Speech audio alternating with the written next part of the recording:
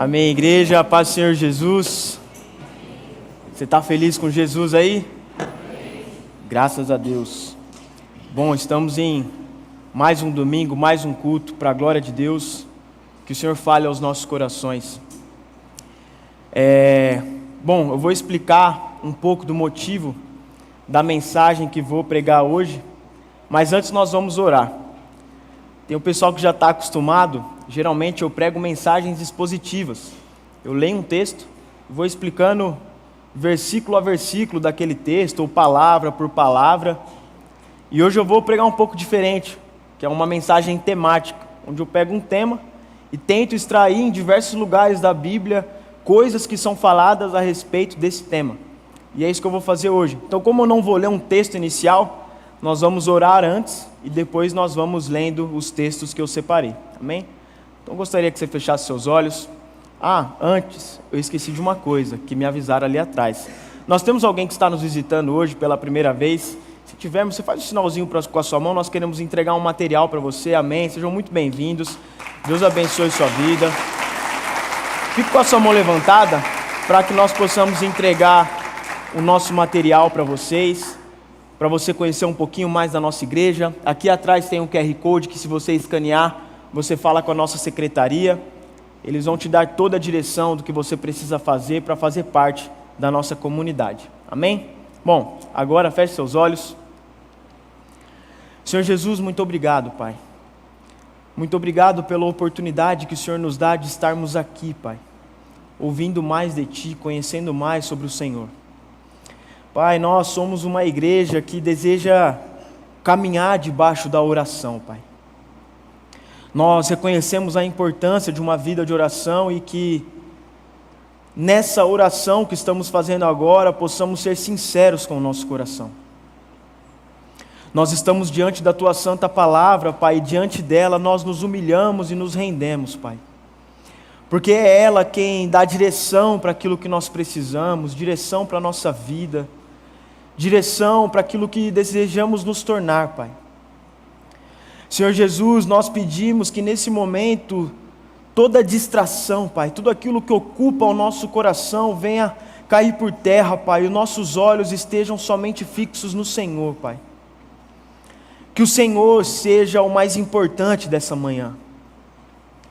Nós pedimos, Pai, que tudo que formos fazer aqui também seja como ação de graças a Ti, Pai. Seja para louvor do Teu nome, seja uma entrega a Ti, Pai. Nós estamos aqui para Te adorar, para Te exaltar, para cultuar ao Senhor junto com os nossos irmãos. E que essa adoração possa vir através, Pai, de uma mudança de pensamento, de uma mudança de atitude, de uma decisão que iremos tomar hoje, Pai, que irá nos aproximar mais de Ti, Deus. Que nós hoje venhamos aprender a ter uma fé inabalável no Senhor, Pai. É isso que eu peço, no nome santo de Jesus. Amém. Bom, gostaria de começar essa mensagem com uma pergunta. O que é que você mais deseja na sua vida? Ver a Deus ou ter uma garantia de segurança pessoal?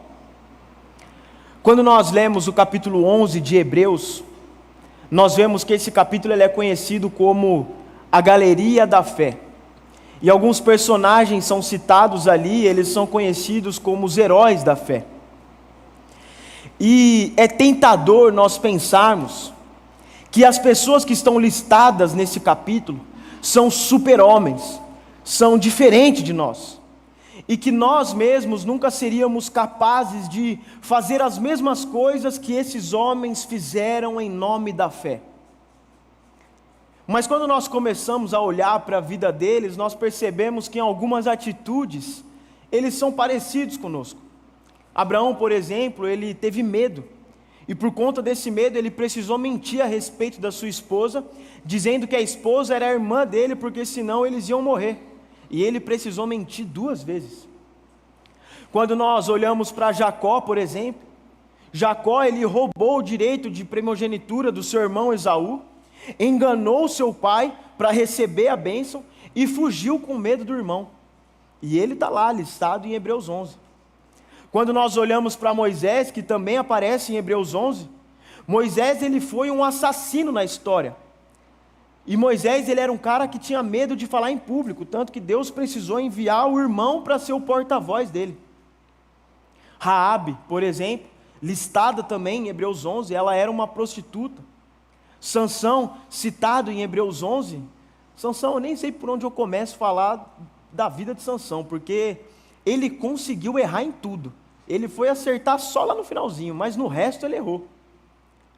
Davi, o homem segundo o coração de Deus, ele foi adúltero, assassino, e os filhos de Davi era tudo problemático, eram maus, ninguém conseguia trazer controle sobre aqueles homens. Bom, essas pessoas, elas estavam longe da perfeição, assim como nós estamos longe da perfeição, mas ainda assim essas pessoas tiveram fé em um Deus que foi capaz de realizar a sua vontade em situações terríveis.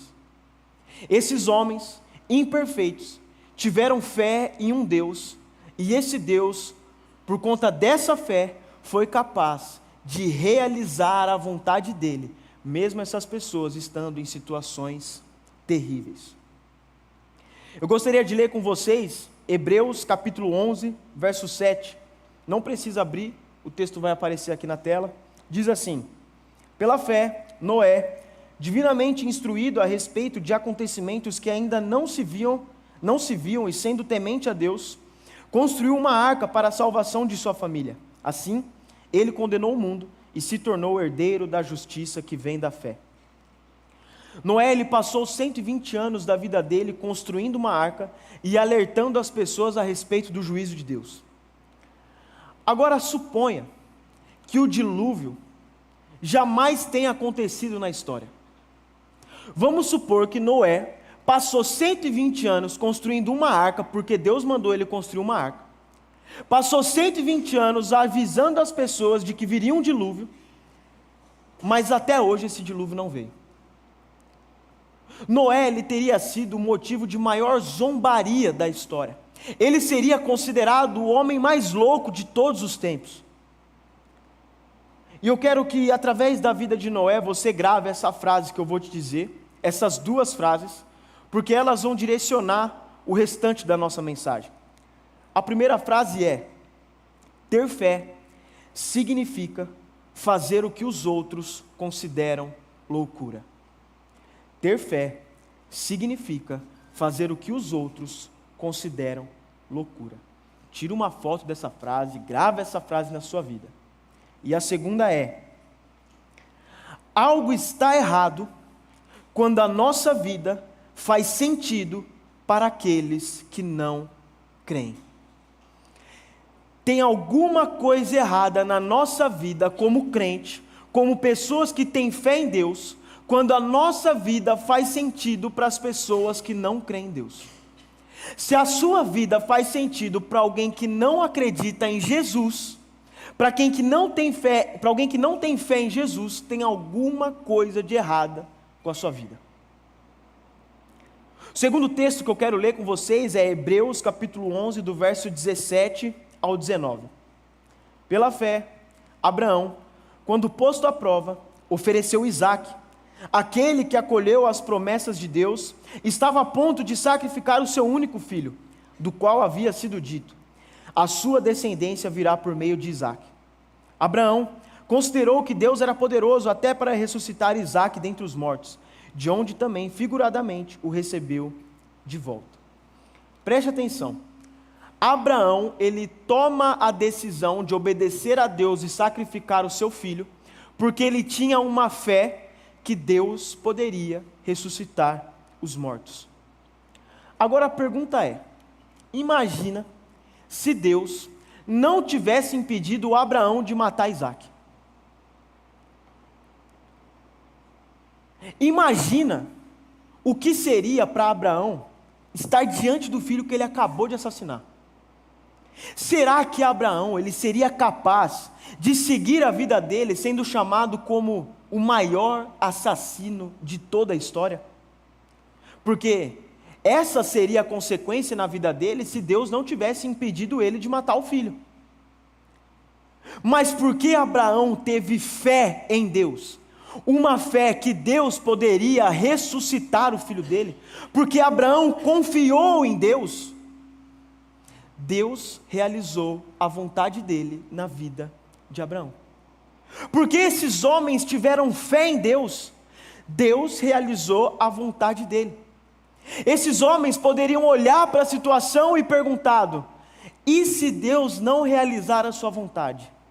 Mas para aqueles que têm fé, não tem o e se.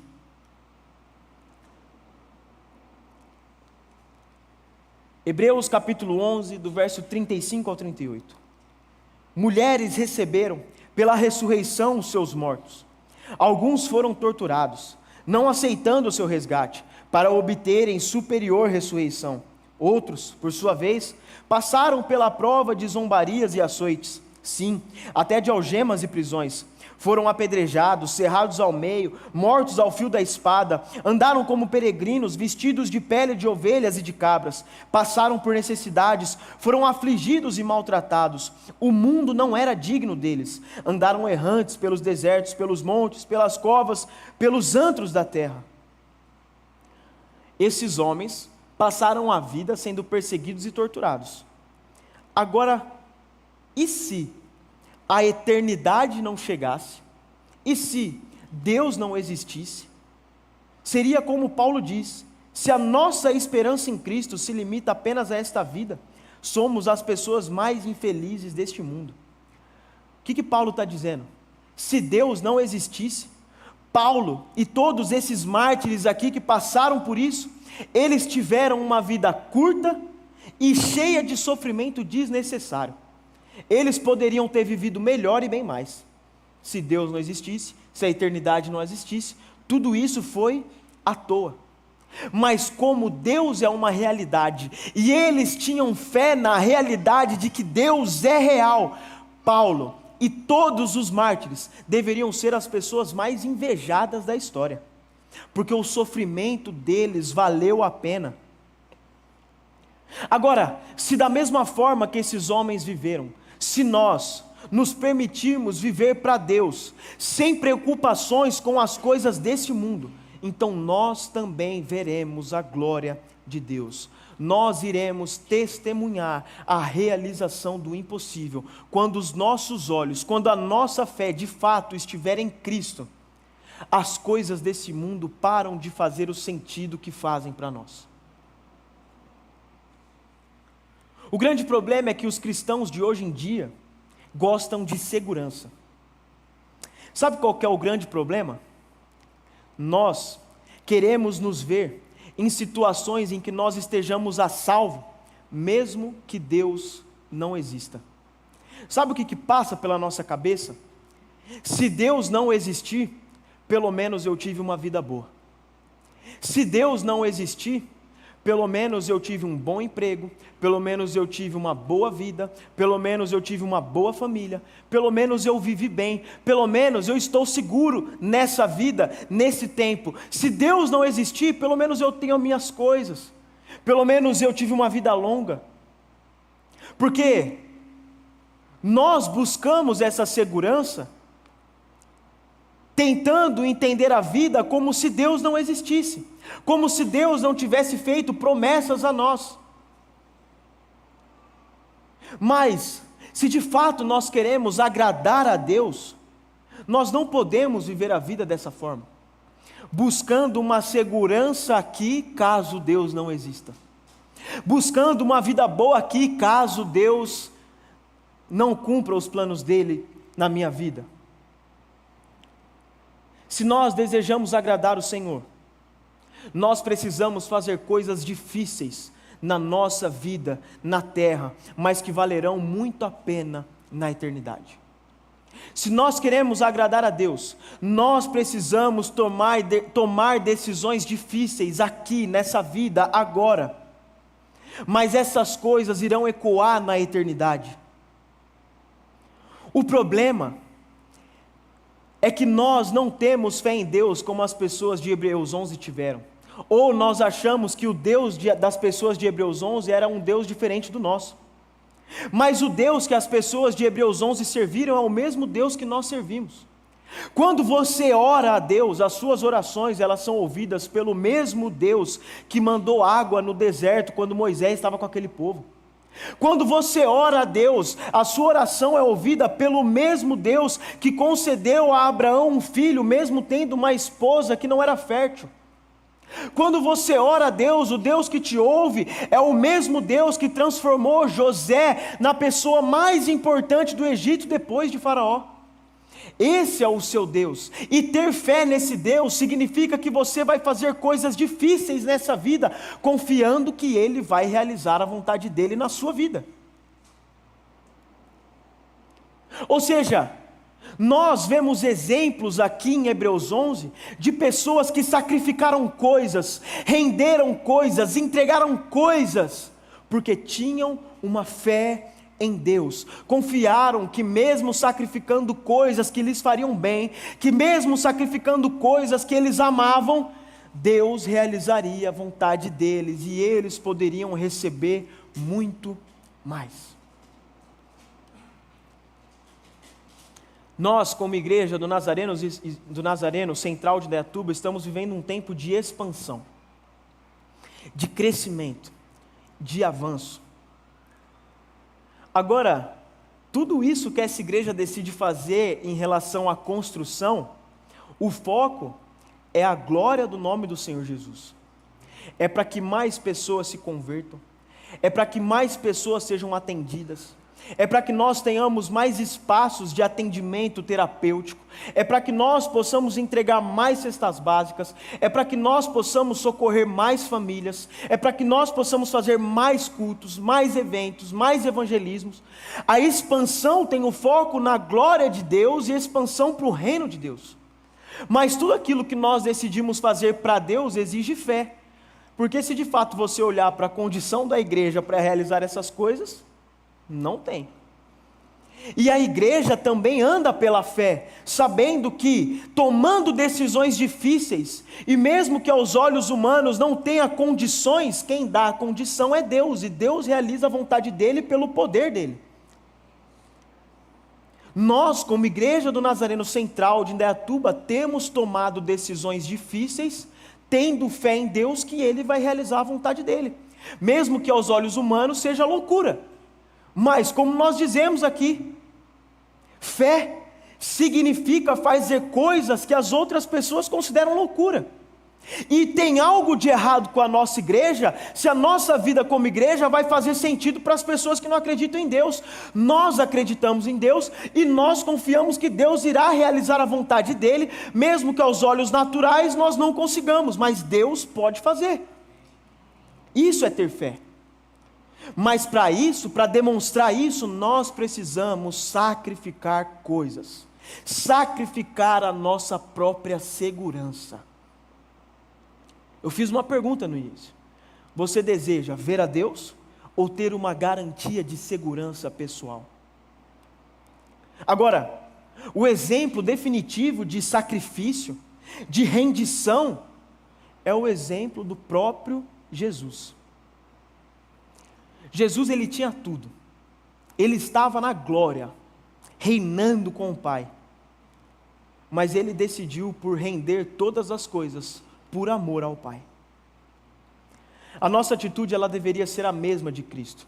Olha o que diz Filipenses capítulo 2, do verso 6 ao 11. Mesmo existindo na forma de Deus, não considerou ser igual a Deus, algo que deveria ser retido a qualquer custo. Pelo contrário, ele se esvaziou, assumindo a forma de servo, tornando-se semelhante aos seres humanos. E, reconhecido em figura humana, ele se humilhou, tornando-se obediente até a morte, e morte de cruz. Por isso também Deus o exaltou sobremaneira, e lhe deu um nome que está acima de todo nome, para que ao nome de Jesus se dobre todo o joelho, nos céus, na terra e debaixo da terra, e toda língua confesse que Jesus Cristo é o Senhor, para a glória de Deus Pai. Agora, essa foi a atitude de Jesus. E olha o que João vai nos dizer em 1 João capítulo 2, versículo 6. Aquele que afirma permanecer nele, deve andar como ele andou. Agora, Essa foi a atitude de Jesus. Se devemos andar como ele andou, a pergunta é: você está disposto a abrir mão de tudo? Você está disposto e pronto a assumir a própria natureza de servo? Você está disposto, você está pronto a ser obediente até a morte? Se a sua resposta nessa manhã para todas essas perguntas, de forma sincera, foi sim, a pergunta é: de que maneira essas intenções se manifestam na sua vida? Se você respondeu sim, que está disposto a abrir mão de tudo, de que maneira isso se manifesta na sua vida? Se você respondeu sim, a assumir a postura de servo, de que maneira isso se manifesta na sua vida? Se você respondeu sim, a ser obediente até a morte, de que maneira isso se manifesta na sua vida? Bom, em Mateus 25, nós vamos encontrar um quadro onde Jesus retrata o julgamento vindouro. Nesse capítulo, Cristo ele está condenando as pessoas que não se importam com Ele. Olha o que diz Mateus 25, do 42 até o 45. Porque tive fome, e vocês não me deram de comer. Tive sede, e vocês não me deram de beber. Sendo forasteiro, vocês não me vestiram. Achando-me enfermo e preso, vocês não foram me ver. A pessoa que está sendo condenada aqui, ela protesta. Ela faz uma pergunta, dizendo que: mas Senhor, nós nunca vimos o Senhor em nenhuma dessas situações. Olha o que Jesus vai dizer no versículo 25. Em verdade lhes digo que, sempre que o deixaram de fazer a um destes mais pequeninos, foi a mim que deixaram de fazer. Quando nós entendemos essa mensagem, isso para nós tem que ser como um tapa na cara, mas um tapa bem dado. Porque como a minha vida ela mudaria se eu realmente pensasse em cada pessoa que eu vejo e conheço como o próprio Cristo? Quais as mudanças aconteceriam na minha vida? E eu não estou dizendo aqui somente daquela pessoa que está pedindo esmola na rua, somente daquela pessoa que está passando uma necessidade que precisa de uma cesta básica. Não. Eu estou falando aqui daquele cara dirigindo devagar do lado da esquerda, que você quer passar, e ele não vai para o lado da direita. E que se você tivesse um carro um pouco maior, você certamente passaria por cima dele. É desse cara que eu estou falando. Eu estou falando aqui também do caixa do supermercado, que quando você está naquela pressa com as suas compras, e você precisa que ele vá rápido, mas parece que ele está mais interessado em conversar com o colega dele do que te atender, e se você pudesse, você tirava ele dali, você mesmo passaria as suas compras. Eu estou falando aqui daquele tio, daquele sobrinho, no churrasco da família, que você não consegue conversar com ele sem ter vontade de esganar ele. É dessas pessoas que nós estamos falando. Agora, se nós cremos que os 2 maiores mandamentos são amar o Senhor com todo o seu coração e amar ao próximo como a nós mesmos, então essa passagem que nós lemos aqui de Mateus 25, ela tem muito a nos ensinar. Por quê? Porque nessa passagem, Cristo definitivamente ele está unindo o mandamento para amar a Deus com o mandamento para amar ao próximo. O que Jesus está nos ensinando? Ao amar o próximo, nós estamos amando o próprio Deus. Ao amar as pessoas que são necessitadas do nosso amor, mesmo que sejam difíceis de serem amadas, o caixa do supermercado, o rapaz da pista da esquerda, o seu tio, o seu sobrinho que é insuportável, quando nós amamos essas pessoas, quando nós amamos os necessitados, nós estamos amando o próprio Deus. Agora a pergunta é: se você realmente visse Jesus passando fome, o que você faria por ele? Quando você se depara com uma pessoa que tem a necessidade do seu amor, o que você faria por ele? Quando a sua igreja está necessitada do seu amor, do seu sacrifício, da sua rendição, o que você faria pela sua igreja? Quando a sua igreja tem necessidades para expansão, para o crescimento, para socorrer pessoas, como o seu amor se manifesta pela sua igreja? Eu amo a minha igreja. Não conseguiu trazer uma roupa aqui no bazar que a gente teve para ajudar na arrecadação do bazar. Eu amo a minha igreja. Não ajuda com uma cesta básica para a igreja entregar para o bairro que passa necessidade. Eu amo a minha igreja. Vê a necessidade que a igreja tem de construção, expansão, e que a igreja está sendo movida pela fé, mas não assume o compromisso de fazer parte da campanha. 1 João capítulo 3, versículo 16 ao 20. Nisto conhecemos o amor, que Cristo deu a vida por nós. Portanto, também nós devemos dar a nossa vida pelos irmãos. Ora, se alguém possui recursos deste mundo e vê seu irmão passar necessidade, mas fecha o coração para essa pessoa, como pode permanecer nele o amor de Deus? Filhinhos, não amemos de palavra nem de boca para fora, mas de fato e de verdade. E nisto conheceremos que somos da verdade, bem como, diante dele, tranquilizaremos o nosso coração. Pois, se o nosso coração nos acusar, Deus é maior que o nosso coração e conhece todas as coisas.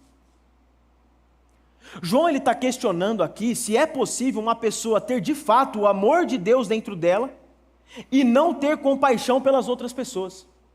João está questionando se é possível de fato nós termos o amor de Deus dentro de nós e não termos compaixão pelas pessoas que passam necessidade. Se é possível nós termos o amor de Deus dentro de nós e não termos compaixão pelas necessidades da nossa comunidade. E quando João questiona isso, o que ele faz? Ele usa o exemplo do amor de Cristo, que se manifesta por meio do sacrifício da própria vida. O exemplo que João está nos dando aqui, de ter o amor de Deus em nós, é o exemplo do próprio amor de Deus, e o próprio amor de Deus foi manifestado por meio do sacrifício da própria vida. Deus não nos deu sobras. Deus, Ele demonstrou o amor dEle por nós, pela sua igreja, dando tudo que Ele tinha, o melhor que Ele tinha. Ele não nos deu sobras. Deus ofereceu o melhor, Ele deu a si mesmo. Ele se entregou, Ele assumiu a identidade de homem, Ele se fez servo, Ele foi sofredor e Ele se entregou por amor. Agora, no que se refere a nós, não é diferente. O verdadeiro amor exige sacrifício. O nosso amor ele é demonstrado pela nossa maneira de viver. A palavra que João está dizendo, não amemos de palavra nem de boca, mas em ação e em verdade. Sabe o que João está nos ensinando? Que a maneira mais evidente de amar em ação e em verdade é doando. A maneira mais evidente de amar em ação e em verdade é doando. João 3,16. Todo mundo conhece esse. Porque Deus amou o mundo de tal maneira que Ele deu o seu Filho unigênito, para que todo aquele que nele crê não pereça, mas tenha a vida eterna. Nesse versículo, nós vemos a ligação entre amor e doação. Ele tanto amou que Ele deu de graça o seu próprio Filho. Agora, doar sem ser motivado pelo amor é perda de tempo. Paulo diz que esse tipo de doação, que não é motivado pelo amor, com isso nós não temos ganho algum. Mas Paulo também vai dizer que quando nós doamos por amor, o ganho é grande. Paulo ele vai nos ensinar que doar, a atitude de doar por amor não gera apenas recompensas e bênçãos celestiais, mas isso vai nos proporcionar uma alegria na nossa vida aqui e agora. À medida que nós amamos com sinceridade, amamos em verdade, doar se torna natural. Ganhar e reter para si se torna algo imprudente. Quando eu amo de verdade, doar é natural. E quando eu retenho para mim, eu vejo que é loucura. Todo mundo aqui lembra da história onde Jesus multiplicou para uma multidão inteira 5 pães e 2 peixinhos. Quando ele realizou esse milagre da multiplicação, ele entrega o alimento para os discípulos, para que os discípulos distribuam esse alimento. Agora, e se os discípulos tivessem retido aquilo que o Senhor entregou para eles?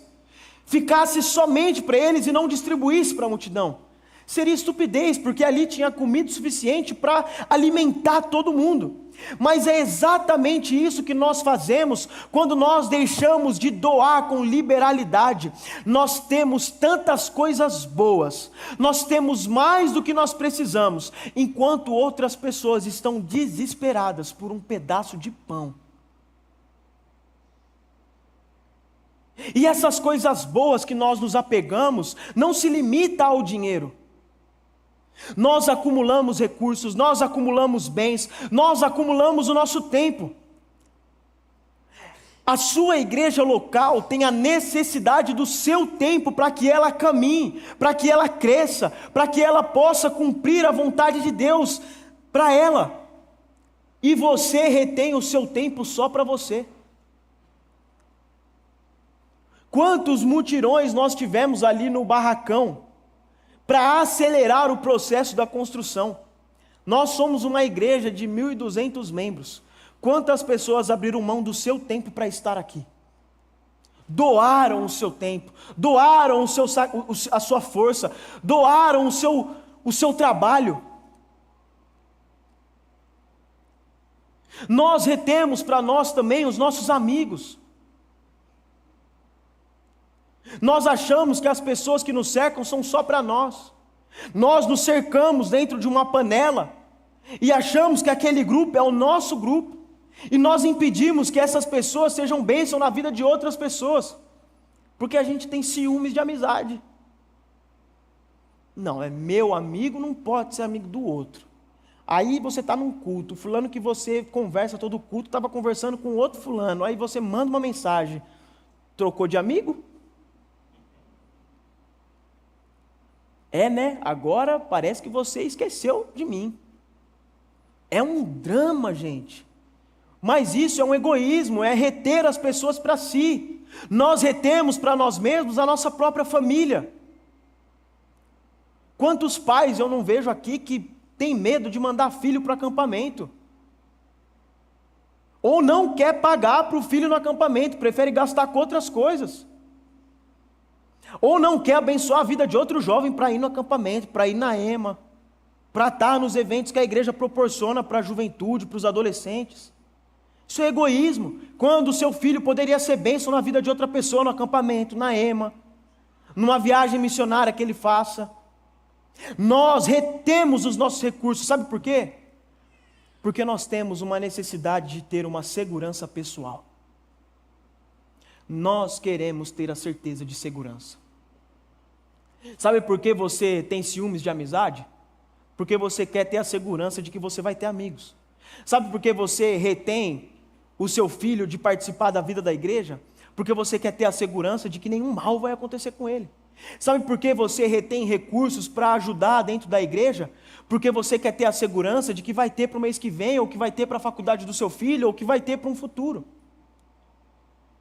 Mas quando nós tornamos a doação um hábito, nós vemos que diante da abundância que Deus nos dá, é ridículo, é loucura nos apegarmos a essas coisas. E quando nós cometemos essa loucura, nós achamos que está tudo bem, porque o que acontece?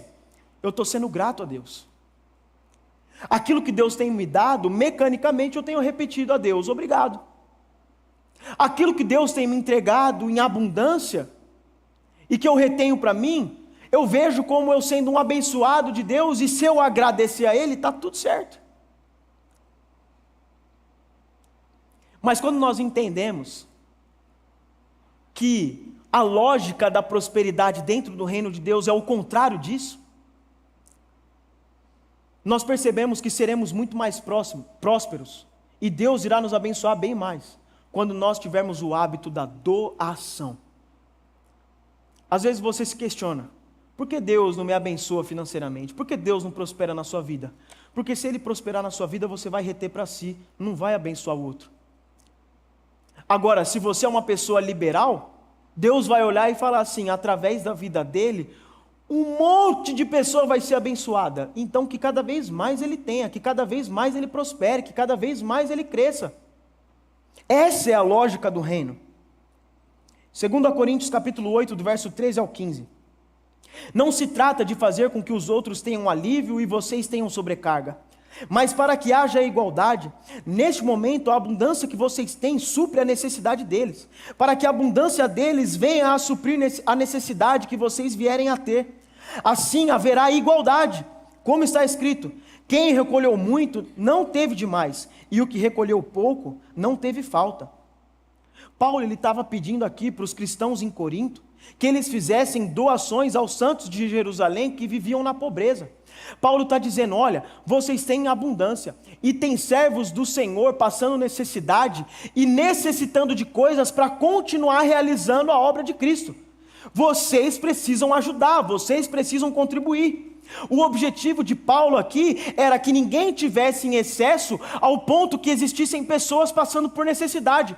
Paulo está dizendo, não é proibido prosperar, não é proibido ser rico, não é errado você ter recursos, é errado você ser rico, ser próspero, ter muitos recursos, enquanto o seu irmão do lado está passando necessidade.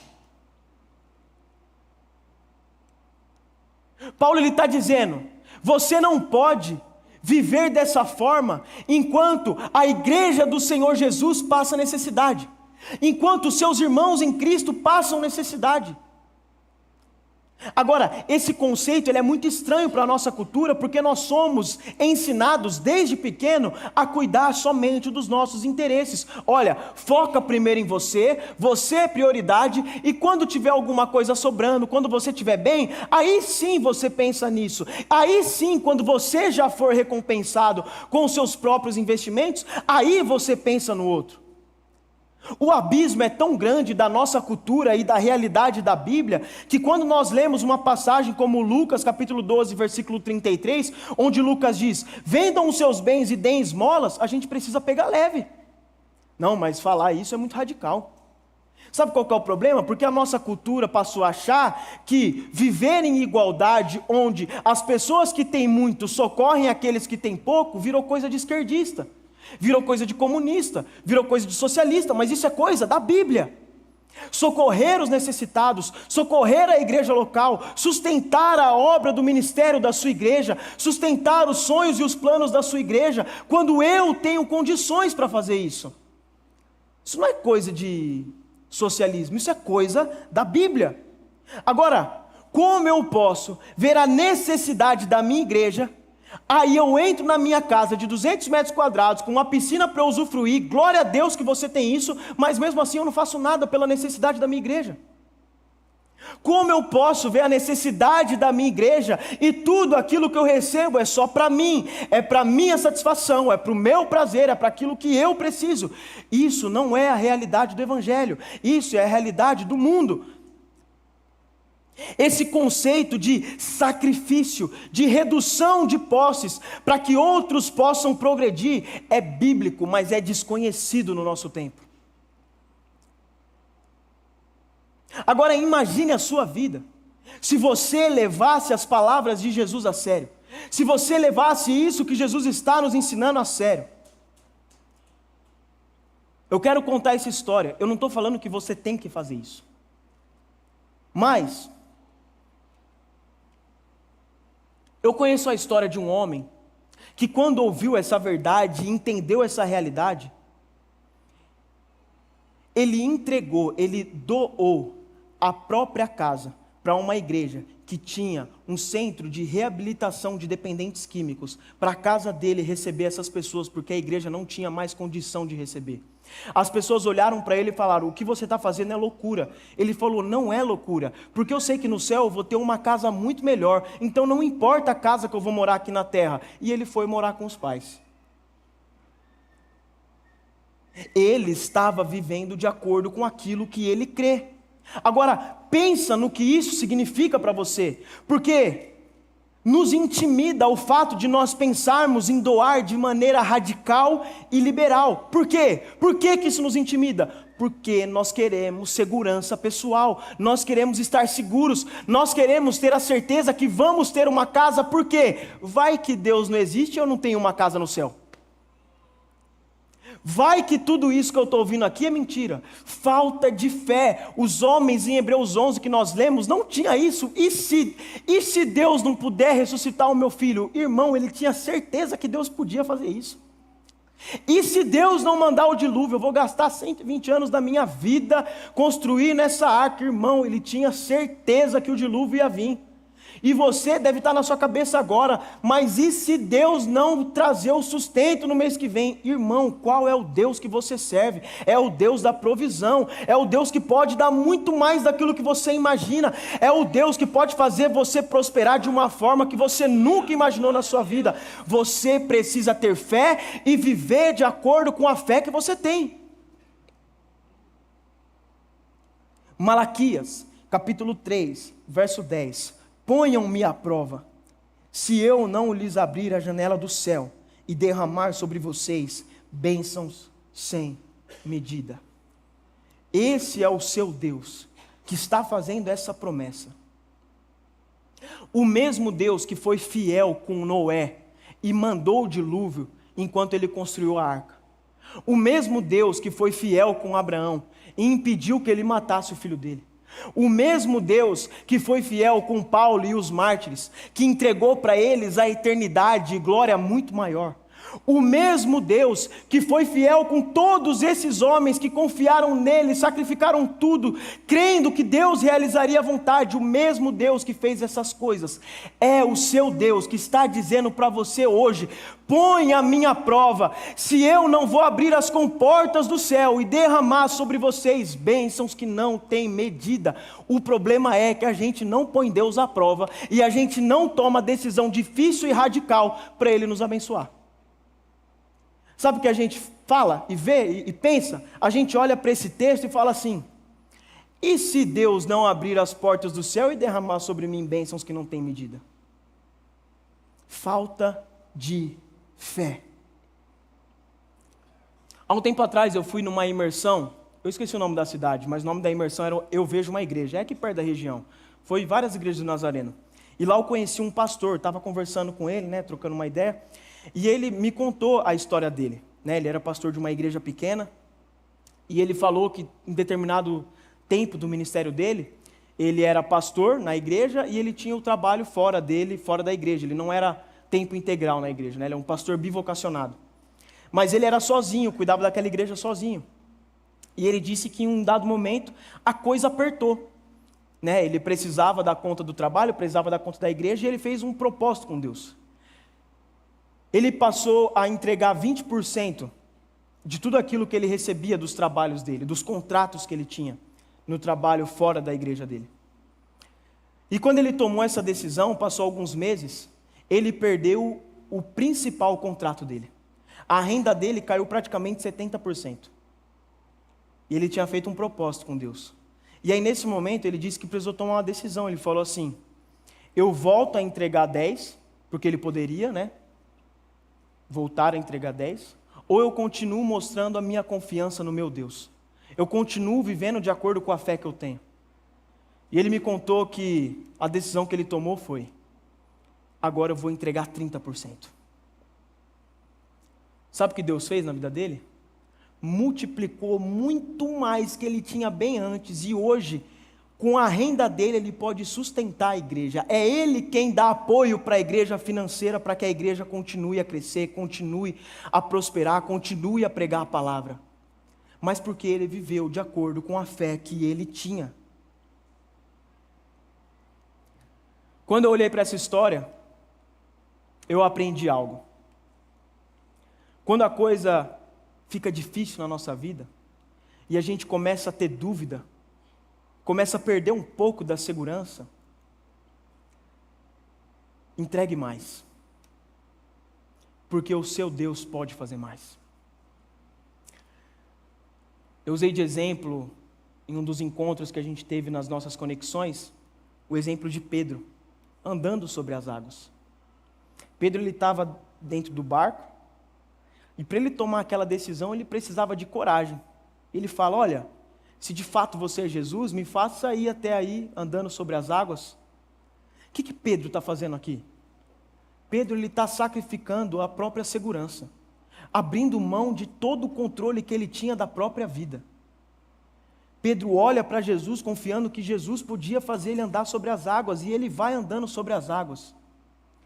E Pedro começa a afundar quando? Quando ele olha para o vento forte.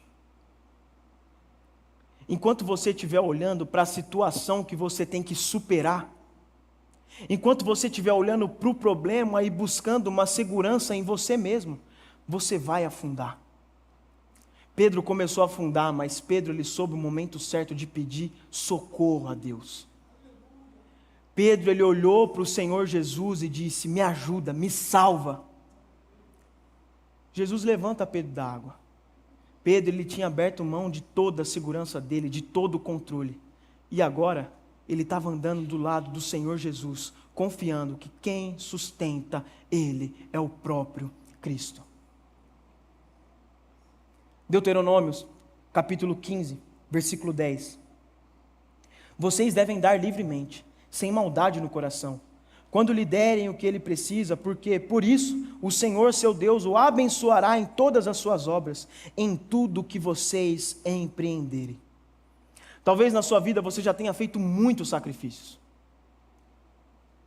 Se isso aconteceu, então você percebe que vai ficando cada vez mais fácil se sacrificar, doar. Por quê? Quando você fez isso, você testemunhou os benefícios da doação e você de fato recebeu a bênção de Deus na sua vida. Quem aqui, você pode responder o amém, já teve situações de contar testemunhos que eu sacrifiquei algo e Deus me deu muito mais? Quem aqui já passou por isso? Diga amém. Então fica muito mais fácil doar, porque você sabe o que Deus pode fazer. Mas também fica mais difícil, porque conforme você vai sacrificando e doando, o orgulho vai dizer que você já sacrificou mais que os outros. O medo vai dizer que já está na hora de você se preocupar com o futuro. As pessoas vão falar, olha, você já doou o suficiente, não é hora de deixar outras pessoas a sacrificarem, doarem. Jesus, porém, ele nos manda prosseguir, porque prosseguindo, você verá mais de Deus. A pergunta inicial foi, você deseja ver a Deus? Ver Deus agindo na sua vida? Ver o sobrenatural de Deus? Ou ter uma garantia de segurança pessoal? Você precisa tomar essa decisão hoje. O que você quer? Quando Jesus enviou os 12, ele orientou. Lucas capítulo 9, verso 3. Não levem nada para o caminho, nem bordão, nem sacola, nem pão, nem dinheiro. Vocês também não devem ter 2 túnicas. Por que Jesus disse isso? Jesus estava obrigando os discípulos a confiar somente nele. Era Deus que tinha que tomar as providências para o sustento dos discípulos. Era Deus quem precisava trazer as necessidades dos discípulos e dizer, olha, está aqui o que vocês precisam. Porque eles não tinham mais nada do que confiar. Quando Jesus fala para eles, olha, não leva nada, eu vou cuidar de vocês, os discípulos vão, e o que é que eles têm no que se apegar? Em nada, somente em Deus. Quando eles vão para essa caminhada sem nada, sem uma troca de roupa, sem comida, sem nada, a confiança deles vai ter que estar onde mesmo? Em Deus. É Deus quem sustenta, é Deus quem provê, é Deus quem dá direção. O problema é que esse espaço da confiança essa área de confiar e depender de Deus não é um espaço confortável. Porque contraria tudo aquilo que nós aprendemos na nossa vida sobre planejamento. E eu não estou dizendo aqui que você não tem que se planejar, você deve se planejar. Mas quando nós olhamos para aquilo que nós aprendemos sobre planejamento você só pode tomar decisões que você dá conta. Só que a realidade do reino de Deus muitas vezes nós precisamos abrir mão daquilo que nós damos conta para que Deus tome conta, para que Deus supra a necessidade. O problema é que nós gostamos de encontrar refúgio naquilo que nós temos, naquilo que nós possuímos, ao invés de encontrar refúgio na providência de Deus. Quando Cristo, Ele nos manda pagar o preço, isso quer dizer que nós devemos entregar tudo o que nós temos nas mãos deles. E olha, Deus, é o Senhor quem toma conta. Eu vou me planejar, eu vou fazer planilha, eu vou tomar conta da minha casa, mas quem decide no final das contas é o Senhor Jesus. Pagar o preço, abrir mão dessas coisas significa estar disposto a sair por aí sem uma muda de roupa extra, sem um lugar certo para dormir, às vezes sem saber para onde vai, mas confiando que Deus vai cuidar de você. Deus deseja que nós confiemos completamente nele. Ele quer nos mostrar como Ele cuida de nós. Deus, Ele quer ser o nosso refúgio. Deus, Ele não quer que a sua conta bancária seja o seu refúgio. Deus, Ele quer Ele ser o seu refúgio. Deus, Ele não quer que a sua casa, o seu emprego, as coisas que você tem, as pessoas que te cercam, sejam o seu refúgio. Ele quer ser o seu refúgio. Hebreus capítulo 11, verso 6. Sem fé é impossível agradar a Deus, porque é necessário que aquele que se aproxima de Deus, creia que Ele existe e que recompensa os que o buscam. Essa pergunta que eu vou fazer para vocês agora, ela me confrontou muito enquanto eu estava montando essa mensagem. Ela me deixou perturbado, assim, porque eu falei, eu preciso tomar decisões. A pergunta é: o que você está fazendo nesse momento que exige fé? O que você tem feito nesse momento? Qual é a decisão que você tem tomado na sua vida que exige fé? Sabe por que essa pergunta me afetou? Porque quando eu fiz essa pergunta para mim mesmo, eu não consegui lembrar de nada. Era bem provável que eu vivesse de maneira não muito diferente se eu não acreditasse em Deus.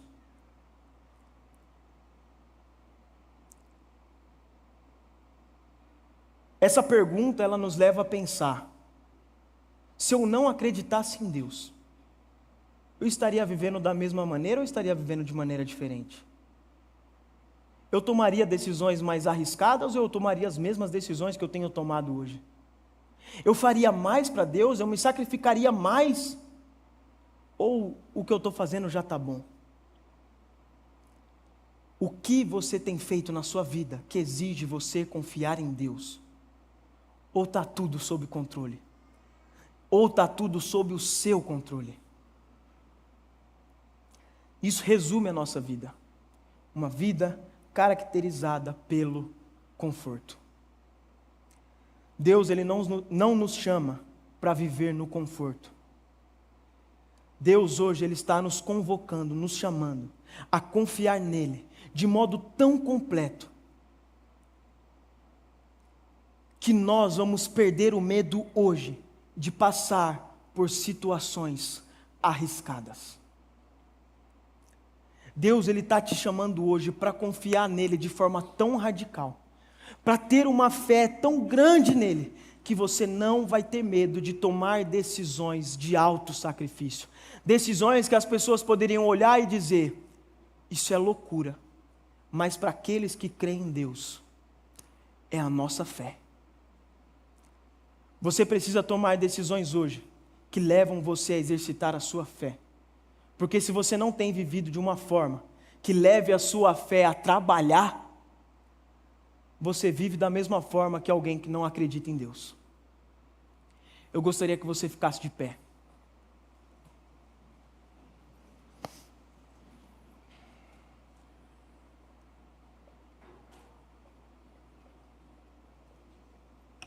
Quando eu fui confrontado com essa verdade,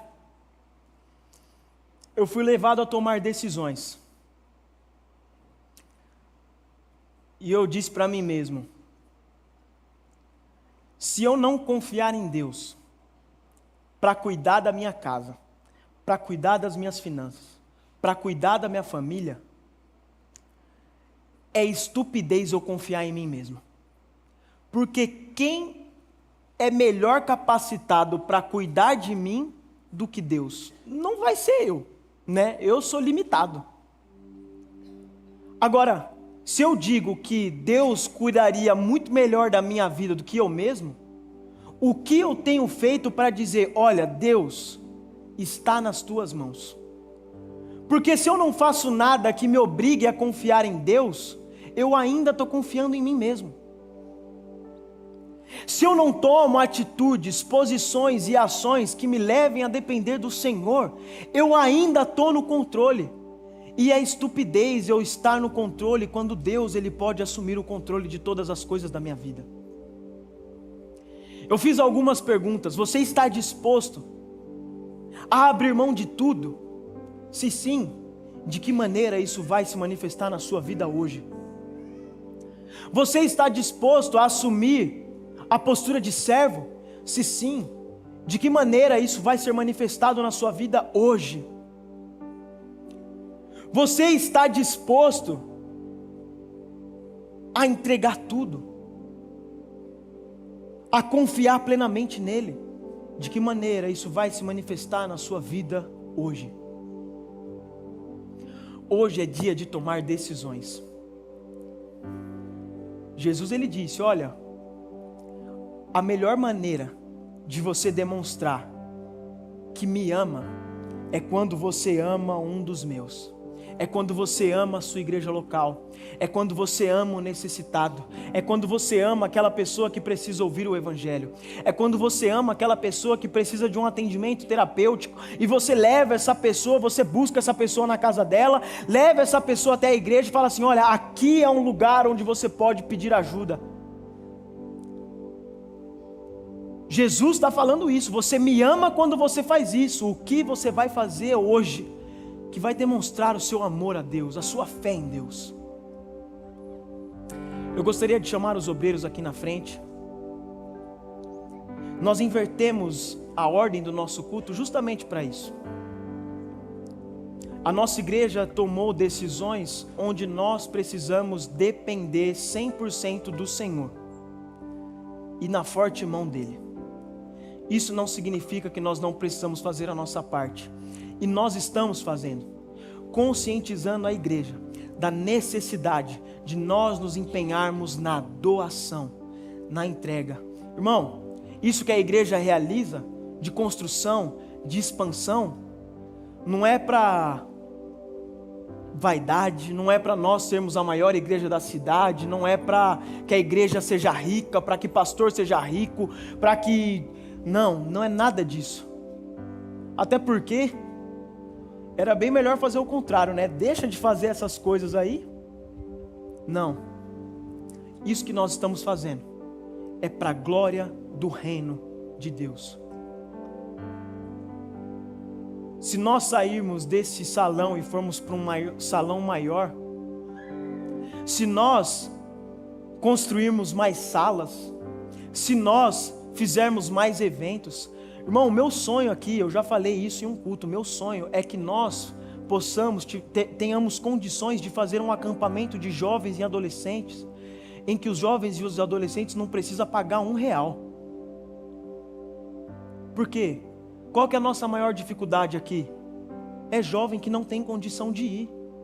E o que você acha pra gente quando a gente olha um jovem adolescente que está aqui todo sábado, todo domingo participando, chega pra gente, pô, não vou poder ir no acampamento porque eu não tenho condição.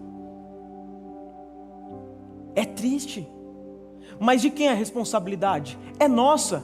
Porque quando nós olhamos para um jovem, um adolescente desse e fala assim, olha, eu vou pagar seu acampamento, além de estar amando ele, eu estou amando o próprio Deus. Então, sai dessa área de amar da boca para fora, só no que você fala. Senhor, eu te amo. E assim como João disse, comece a amar em atitudes, se sacrificando. O que é que você vai sacrificar hoje que demonstre o seu amor a Deus, para que o reino de Deus avance, cresça, prospere, para que pessoas sejam socorridas, transformadas? O que é? Eu gostaria que você fechasse seus olhos, e hoje você vai fazer uma aliança com Deus, dizendo: Senhor, a minha fé no Senhor, ela vai ser uma fé plena, ao ponto que eu não vou ter medo hoje de tomar decisões que pode ser que eu corra risco, mas eu não vou estar correndo risco, porque o Senhor cuida de mim. A decisão que você tomar hoje, que pode te gerar algum medo, é uma decisão que aos olhos humanos pode ser que, mas isso é um pouco arriscado, mas aos olhos da fé, é o Senhor te dizendo: eu é quem vou cuidar de você, eu é quem vou te sustentar. E sabe o que vai acontecer? Você vai experimentar do sobrenatural de Deus, você vai ver Deus, você vai ver o Senhor agindo, de fato. Hoje nós vamos tomar decisões, nós vamos orar por isso, e depois que eu orar, nós vamos adorar o Senhor, enquanto os obreiros eles vão recolher os dízimos e as ofertas nesse momento, e você vai tomar as suas decisões. Nós vamos orar também para que essa igreja nunca abra mão de tomar decisões baseadas na fé que ela tem em Deus. Quando nós, como igreja, começarmos a tomar decisões dentro das possibilidades que temos, nós nos perdemos como igreja. Tem uma frase de um pastor, eu nem gosto muito dele, mas essa frase que ele falou me levou a refletir. Se o sonho está dentro da nossa condição, não é um sonho de Deus. O sonho que Deus colocar no nosso coração vai ser um sonho que nós precisamos depender dele. Isso é um sonho de Deus. Quer dizer então que aquilo que eu tenho condição de fazer não é de Deus? Não, é de Deus também. Mas aquilo que nós dependemos de Deus é algo muito mais glorioso. Então vamos orar nesse momento. Senhor Jesus, muito obrigado, Pai. Muito obrigado porque o Senhor, através da Tua santa palavra, nos mostrou que o Senhor continua o mesmo, Pai. Da mesma forma, Pai, que aqueles homens em Hebreus 11 tomaram decisões radicais, crendo no poder que o Senhor tem, sacrificaram coisas pessoais, sacrificaram até mesmo, Pai, familiares, crendo que o Senhor iria realizar a Tua vontade na vida deles, Pai. Da mesma forma que eles fizeram isso, que nós possamos também fazer, Pai. Porque esses homens experimentaram do Teu sobrenatural. Esses homens experimentaram da Tua glória. Esses homens, Pai, eles viram a Tua glória. Nós desejamos, Senhor Jesus, ver o Teu poder, ver a Tua glória, ver o que o Senhor pode fazer na nossa vida, ver o que o Senhor pode realizar muito mais daquilo que nós imaginamos, Pai. O Senhor é dono do ouro, da prata, o Senhor é dono de tudo, Pai. Se nós confiarmos na nossa própria força, Pai, para conquistar, nós vamos estar limitados. Mas se nós hoje decidirmos confiar no Senhor, Pai, nós iremos olhar para um horizonte de possibilidades inesgotáveis, Pai. Mas, Senhor, não nos deixe confiar da boca para fora. Não nos deixe fazer isso só em palavras, porque, Senhor, seria uma mentira da nossa parte. Mas que as nossas atitudes revelem essa verdade, que é o Senhor quem cuida de nós, que é o Senhor quem pode prosperar sobre a nossa vida. Senhor, nos dê um entendimento, Pai, que quando o Senhor colocar a mão sobre nós e prosperar sobre nós, nós iremos ter um compromisso de ajudar o necessitado. Pai, nos livre da ideia de que aquilo que o Senhor nos dá é para nós somente.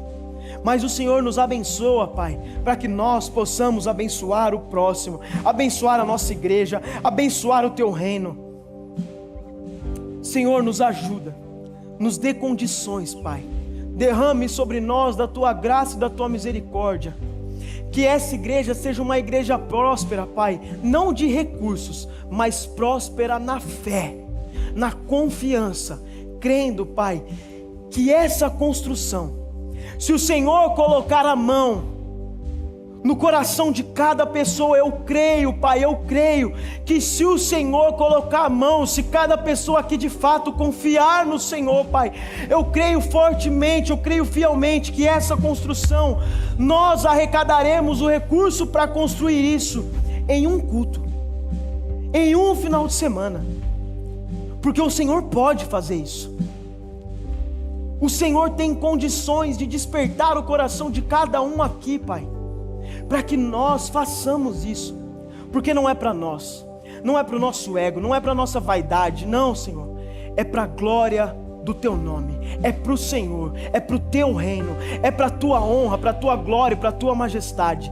É isso que eu peço, Pai, confiando no Senhor, no nome santo de Jesus, amém. E se você crê, aplauda o nome do Senhor Jesus.